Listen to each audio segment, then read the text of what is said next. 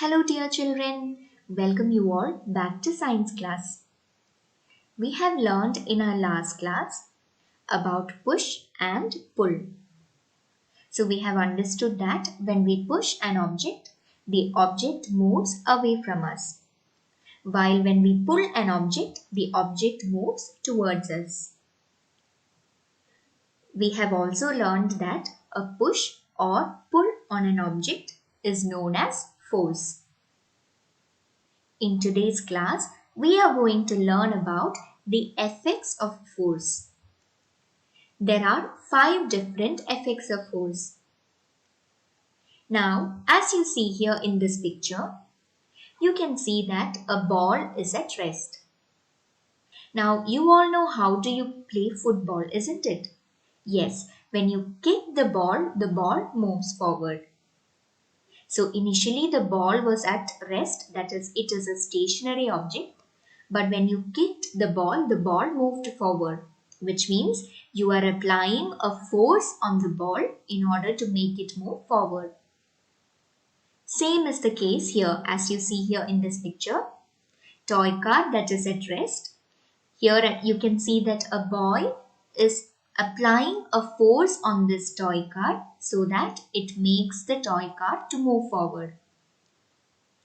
So the first effect is that force can move a stationary object, which means an object that is at rest. So here you can see that this ball was initially at rest, that is, it was a stationary object, even the toy car. But when they applied force on it, that is, when they pushed it forward, it had moved. So here we can say that force can move a stationary object. Now, the second effect of force is that force, it can stop a moving object. So here we have learned that force can move a stationary object, that is, an object that is at rest. Force can also stop a moving object. Now, can you think of any example? Now, look into this picture here. Here you can see a boy is trying to stop a moving ball with his leg. So what is he doing? This boy is applying a force on this moving ball so that the ball stops from moving. Same is the case when you ride a bicycle. Now when you ride a bicycle and if you suddenly put a brake, what happens? The bicycle stops immediately, isn't it? Yes, so you are actually applying a force through brake and then the moving bicycle stops immediately. So this clearly shows that force can stop a moving object. So here this is the case of a ball that was moving object, but when this boy had put his legs on that, he had applied a force on this moving ball so that it stops. Same is the case with the bicycle that stops immediately when you put a brake. So remember, force can move a stationary object. It can also stop a moving object. The third effect of force is that force can change the direction of a moving object. Now, can you think of an example where force is applied in order to change the direction of a moving object? Now, what happens as you see here in this picture? Here we see that as this ball is coming towards this batsman, now he hits the ball with his bat. Now when he hits it with the bat, the ball will change its direction and it will move in the opposite direction, isn't it? Yes.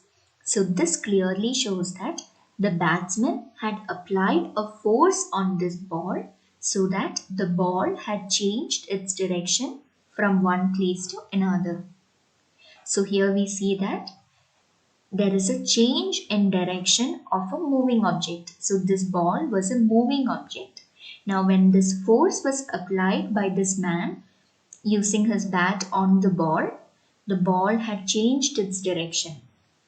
So this shows that force can change the direction of a moving object. Now can you think of any other example? Now do you know what happens or how do we change the direction of a vehicle? For example, you are going in a car. Now, how does the driver change the direction of the car? He has to apply a force on the steering wheel so that he turns it in such a way that he can change the direction of the car, isn't it?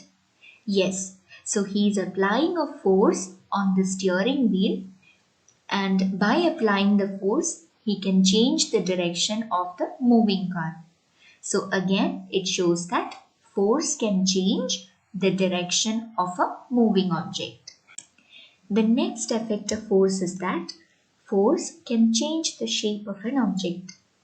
A very common example for this is that, as you see here in this picture, initially when a dough is made into ball and when it is pressed with a rolling pin like this, the shape of the ball changes into how you see here, like a chapati. So this is actually changing the shape of this object. Now this is done by applying a force. So here the person is applying a force on this dough with the help of this rolling pin so that the shape of this chapati changes into the required shape, isn't it?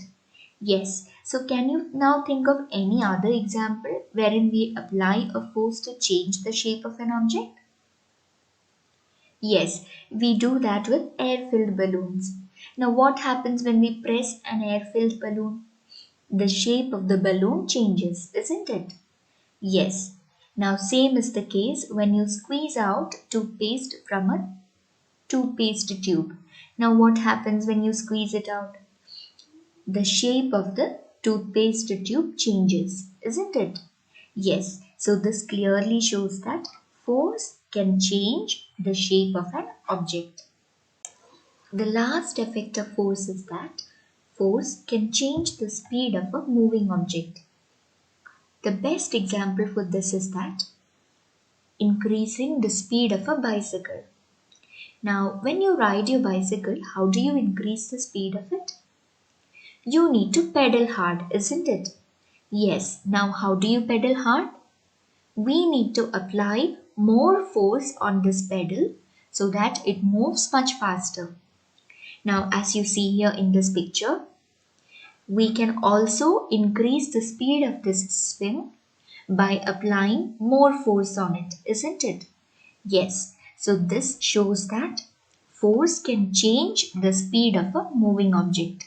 Now by applying a force, you can change the speed of this swing. By applying force, you can also change the speed of bicycle, which helps us to understand that force can change the speed of a moving object. Now let's recall what we have studied today. As you see, we have already learned that force can move a stationary object. It can not only move a stationary object, but it can also stop a moving object.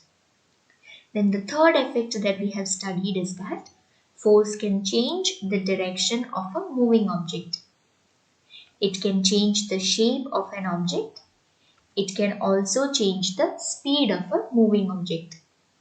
So these are the 5 effects of force that we have learned today.